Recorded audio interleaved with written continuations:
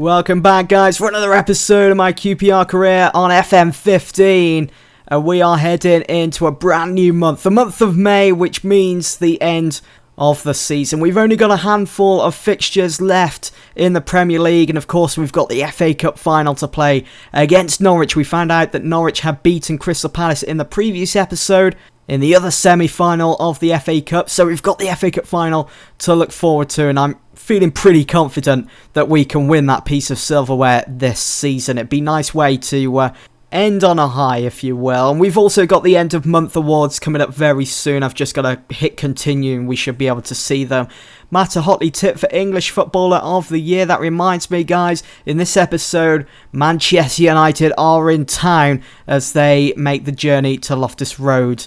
They've just recently beaten Tottenham in a very dominant 3-0 win. We've got Lingard out for this game, as well as Vargas, who's still out with a torn hamstring. Well, he's out for the rest of the season anyway. But as you can see here, that game against Tottenham was at Old Trafford. The manager of Tottenham is David Moyes, former United manager.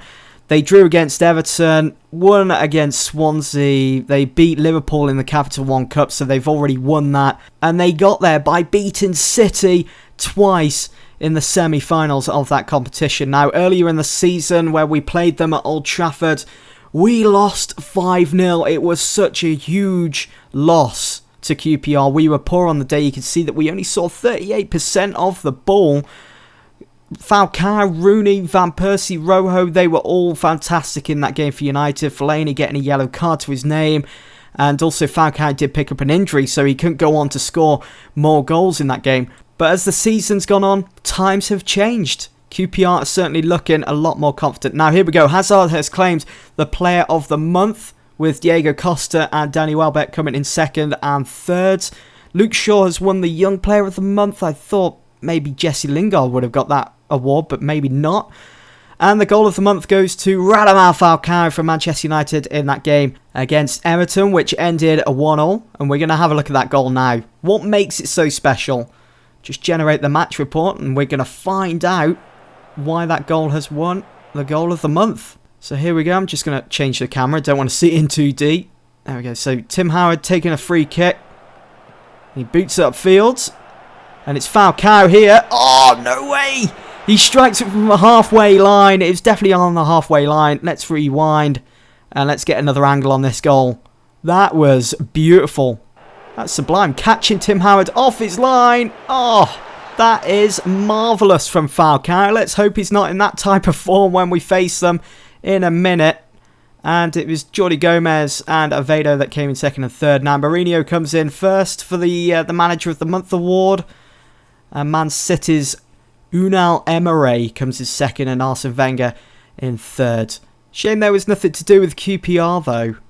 I'm looking forward to this game. I'm feeling pretty confident as well against the league leaders Manchester United. Now for the lunchtime kickoff, Man City are playing Chelsea. Chelsea have just beaten them 2-0, so they will acquire top spot for now.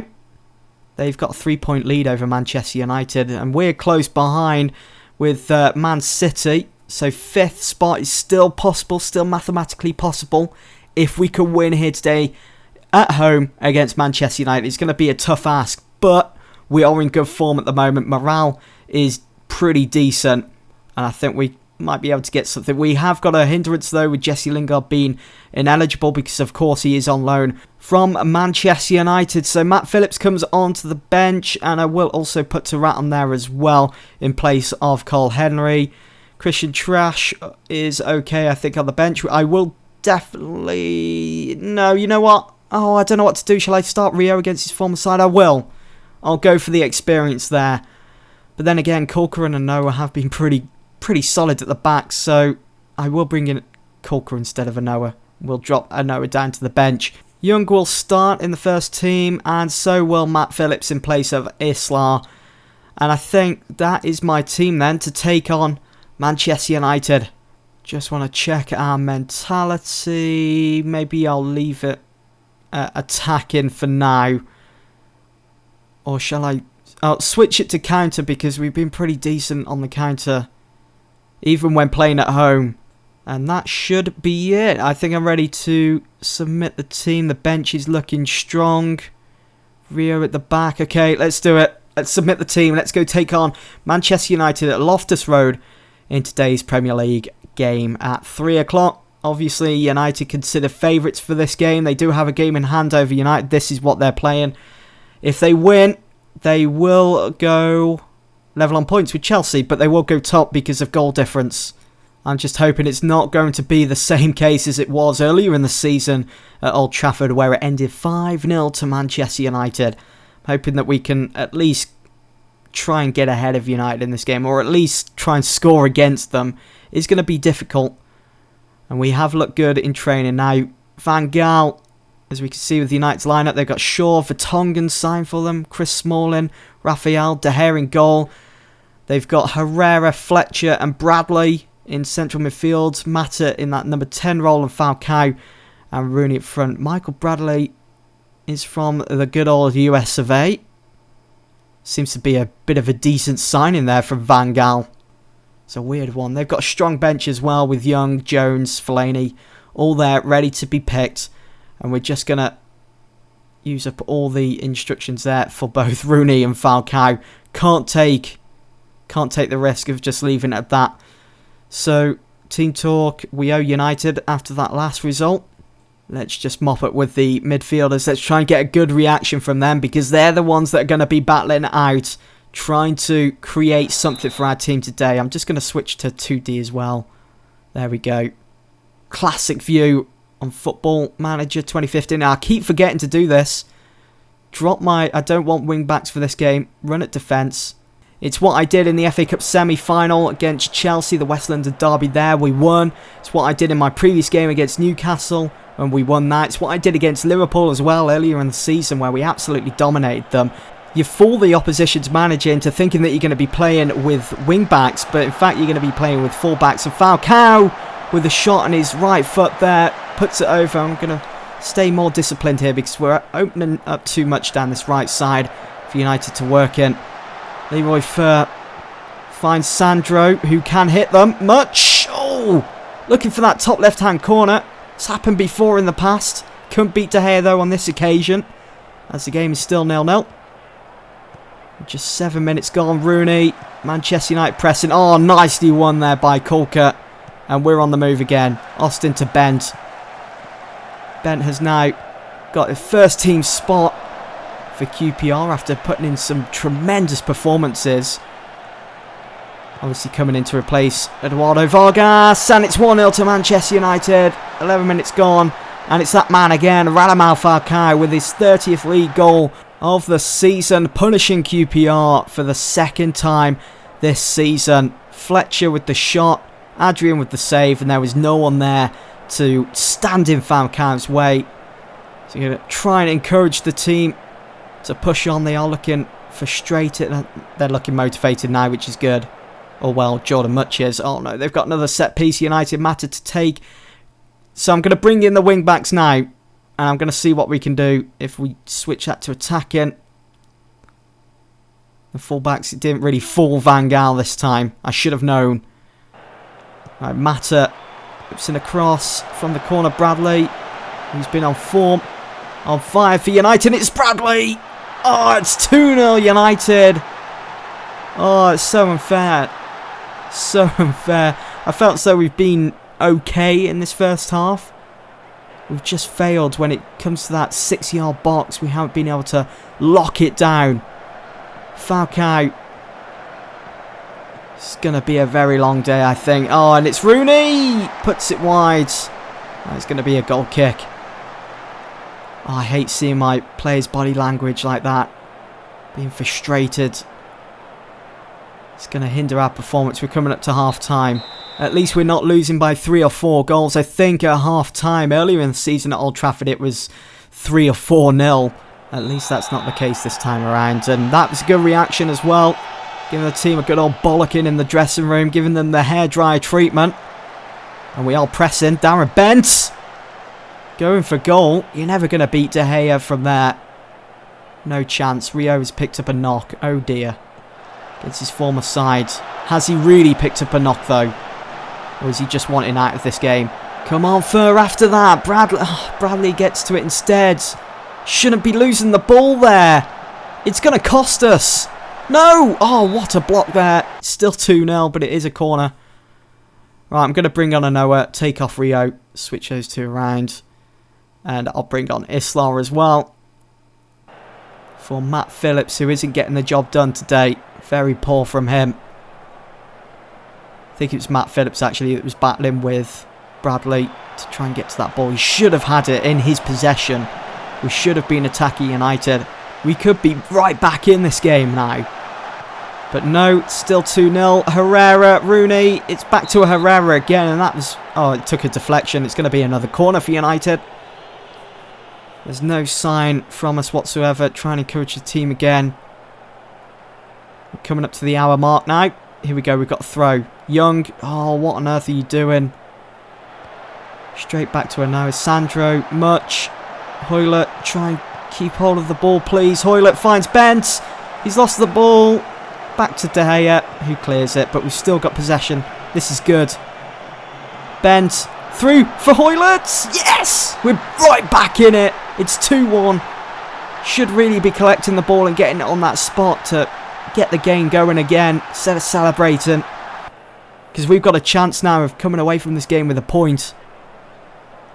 A good finish as well from Hoylett. Pretty much one-on-one with De Gea. He did have the central defenders closing him down, but they were just a couple of feet away from him as he struck the ball. And we should feel Manchester United's wrath now. That is straight into the hands of Adrian there. That cross from Rooney. Come on. Surely we can get a point from this game. I can feel it. Raphael holding on.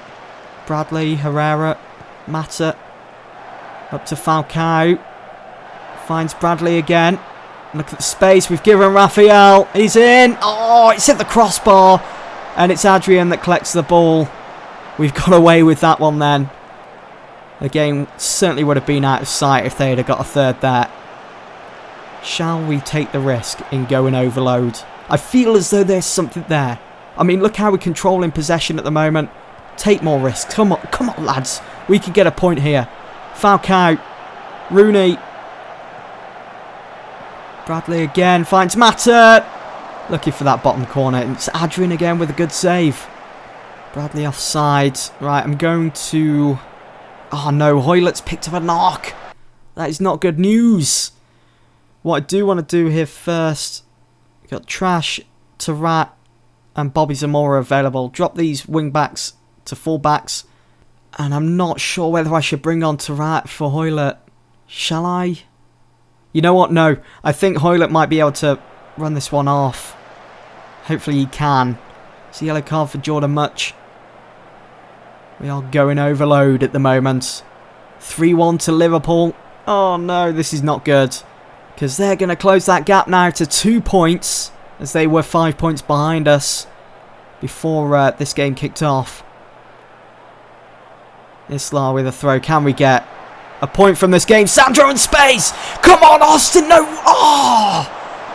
Unbelievable! Sandro with a good hit ball. Saved by De Gea. And it was there for Austin to put away.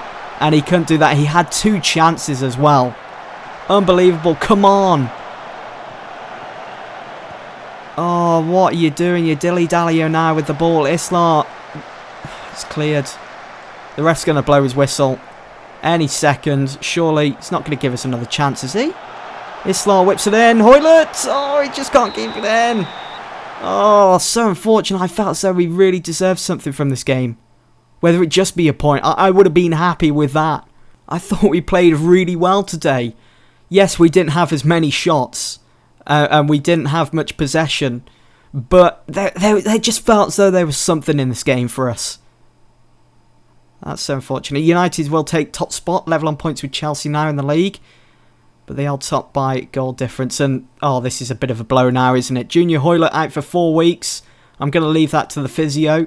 That's disappointing because he can now potentially miss the FA Cup final against Norwich in May. Hopefully he's back before then. Hopefully the physio can do a good job. But we'll just have to see.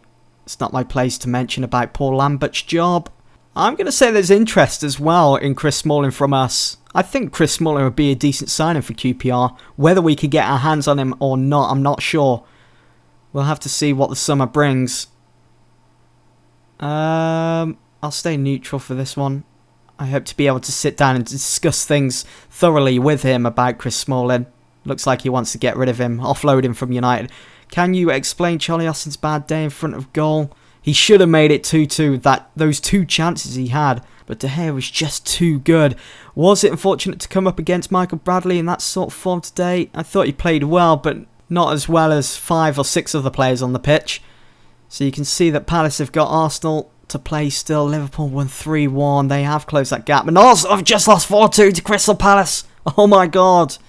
That is a huge loss for them. They're at Selhurst Park.